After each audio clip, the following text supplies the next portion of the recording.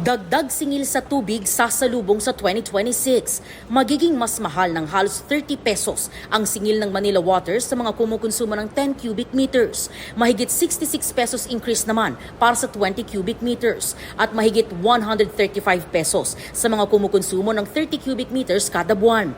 Sa Maynilad, magiging mas mahal ng mahigit 5 pesos ang singil sa mga kumukonsumo ng 10 cubic meters pababa. Mahigit 19 pesos para sa mga kumukonsumo hanggang 20 cubic meters at mahigit 39 pesos sa mga kumukonsumo ng 30 cubic meters.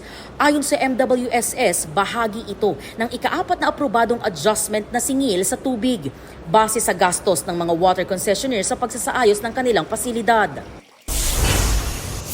Philippine Coast Guard vessel na naghahatid ng ayuda sa mga Pilipinong mangingisda, hinabol, dinikitan at tinangkang harangin ng China sa Sabina Shoal. Nagkat ang barko ng China at dumikit sa barko ng PCG nitong Sabado. Philippine vessel 4411. This is China Coastal Vessel 5204. You have entered the adjacent waters of China's Gemini Reef.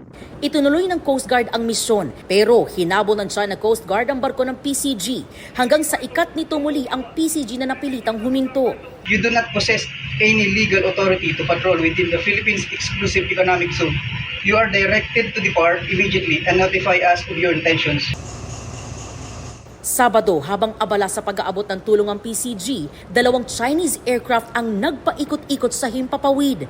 Nilaunch naman ng PCG ang Islander 251 para sa Maritime Domain Awareness flight nito sa vicinity ng Abad Santos Shoal. Siniguro ng PCG na ipagpapatuloy ang pagpapatrolya sa West Philippine Sea, katuwang ang iba pang ahensya ng gobyerno. EJ Gomez, nagbabalita para sa GMA Integrated News.